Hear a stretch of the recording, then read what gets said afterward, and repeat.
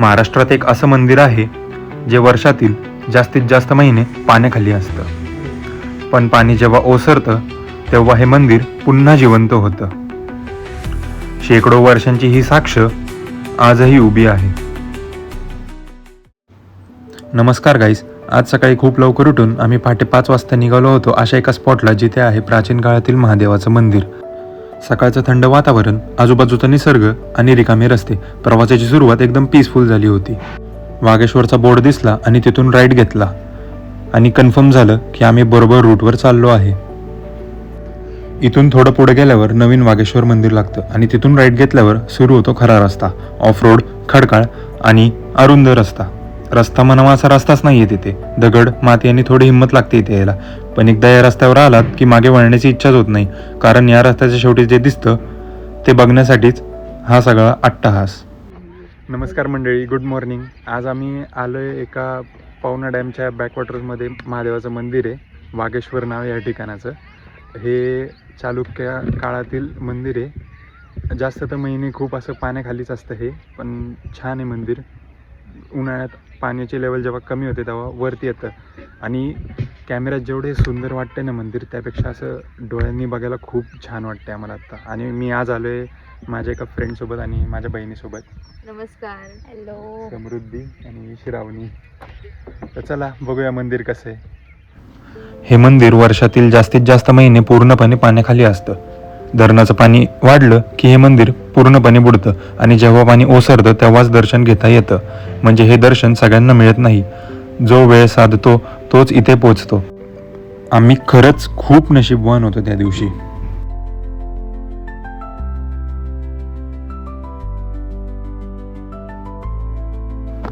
आणि मग मंदिर हळूहळू समोर येऊ लागतं. आम्ही आत गेलो, पण तिथे पुजारी काका महादेवाची पूजा करत होते.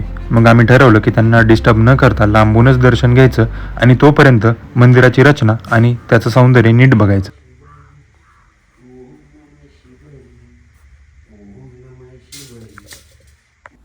मंदिराच्या प्रवेशद्वारावरच आहेत गणपती बाप्पांचे हे 3 मूर्त्या आणि त्याच्या मागे आहे शिवलिंग.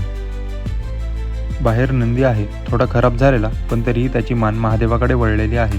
दीपस्तंभही आहे, काळाच्या आदोग्यात झिजलेला, पण उभा आहे अजूनही. मंदिराची रचना बघितली तर लक्षात येतं की हे साधं मंदिर नाही. दगडावर केलेलं कोरीव काम, प्रत्येक भिंत, प्रत्येक कमान, कुठल्याही आधुनिक साधनाशिवाय बांधलेलं हे मंदिर अजूनही भक्कम उभा आहे. मंदिराच्या समोरून बघितलं तेव्हा एक वेगळंच रूप दिसलं. मागून जेवढं सुंदर होतं, समोरून त्याहून भव्य.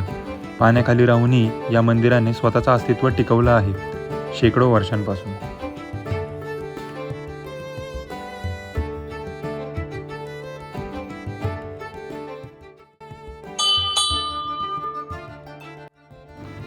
आत गेलो आणि महादेवाचं दर्शन घेतलं.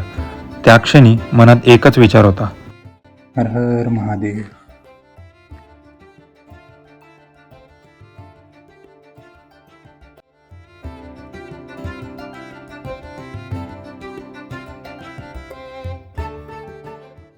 तर गाईस, या ठिकाणी आमचं आता दर्शन करून झालेलं आहे. खूप छान वाटलं. असं एकदम असं पीस ऑफ माइंड भेटला. महादेवांची शिवलिंग आहेत. असं पुजारी काका पण तिकडं मस्त पूजा चालू होती महादेवांची. खूप छान असं छान वाटलं. आम्ही आता असं तसंही सकाळचं चालू आहे. सनराईज पण आम्हाला बघायला मिळालं इथून छान, आणि दर्शन पण खूप छान वाटलं. कसं वाटतं तुम्हाला? मस्त एकदम चांगला एक्सपिरियन्स होता. म्हणजे मी पण फर्स्ट टाइमच आली आहे. मस्त थंड गारवा आहे इथे. नदी पण आहे इथं चांगली. गारवा पण आहे आणि इथं पाणी आता खूप कमी झालंय तसं. इथून नदी ही आमच्या मागं जे दिसतंय ना, छोटंसं पाण्याचा झरा, इथं खूप नदी वाहत असते. मंदिर अख्खं पाण्याच्या खाली जात असतं. पण आत्ता उन्हाळ्यात आलोय, मे महिन्यात आलोय आम्ही, त्याच्यामुळे पाणी खूप कमी आहे. पण असं खूप छान वाटतं इथं. मस्ट विजिट प्लेस आहे. तर तुम्हाला दाखवतो आता पुढं काय करणार आम्ही ते. तर गाईज, आता इथं माझ्या मागं तुम्ही बघूच शकता वागेश्वर मंदिर आहे आणि इथून टोटल 5 किल्ल्यांचा व्ह्यू दिसतो. तुम्हाला मी व्ह्यू दाखवतो, थांबा. हा आहे तिकोना किल्ला जो समोर दिसतोय तो. तिथूनच असं इथं बघितलं, हा विसापूर आणि लोहगड किल्ला आहे. इथूनच हे असं जे पॉईंटवालं डोंगर दिसतंय तो आहे तुंग किल्ला, आणि इथून या साईडला आहे मोरगिरी, आणि हे आहे आपलं वागेश्वर मंदिर. खूप छान व्ह्यू आहे तिथनं बघायला. 5 minutes later. तर गाईज आता या ठिकाणी आमचं मंदिरात दर्शन घेऊन झालेलं आहे आणि आम्ही आता इथंच थोडं पुढं पाणी आहे तुम्हाला सांगितलेलं तर तिकडं चाललो आहे. मस्त चिल करेल तिकडं आणि चला तुम्हाला पण दाखवतो आता कसं आहे ते.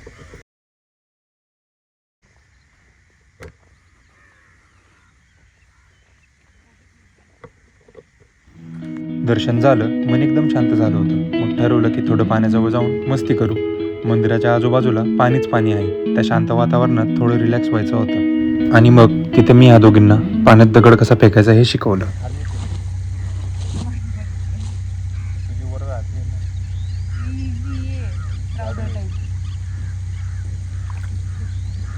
आपल्याला लांब नाही फेकायचं. फेक.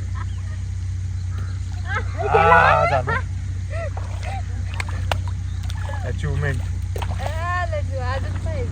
तर गाईज आता या ठिकाणातून आम्ही आता निघायला सुरुवात केलेली आहे. खूप छान वाटलं तिकडे पाण्याच्या इथं पण खेळून. ह्या दोघींना मी दगड फेकायला शिकवलं आज. मस्त शिकल्याच आहे पण. आणि आता चाललो आहे आता मंदिराच्या दिशेने आणि गाडी पण आमची तिकडंच आहे. तर असं ओव्हरऑल असं छान वाटलं मला मंदिर आहे. मी तर खूप वेळा आलेलो आहे आधीसुद्धा. हे मंदिर आत्ता तसं व्हायरल झालं आहे इन्स्टावर वगैरे, पण आधीपासून ही लोकेशन खूप छान आहे. पावसात तर म्हणजे असं प्री मॉन्सून आणि जून महिन्यात खूप छान होतं इथं वेदर वगैरे. फुल असं ग्रीनरी, परत असं फॉग वगैरे जमा होतं. खूप भारी वाटतं इथं. इथल्या कुठल्या ट्रेक्सला येत असताल तिकोना तुंग तर तुम्ही इथं आधी येऊन मग ट्रेक करू शकता. होतं ते दोन्ही. कसं वाटलं तुम्हाला? मस्त एकदम फ्रेश वाटलं मला. चांगला अनुभव होता. सेकंड टाइम होता पण चांगलं वाटलं. Second time? फर्स्ट टाइम होतं ना. अच्छा, सेकंड टाइम व्लॉगमध्ये आली आहे माझ्यासोबत ही. ते सांगते guys. First time special appearance.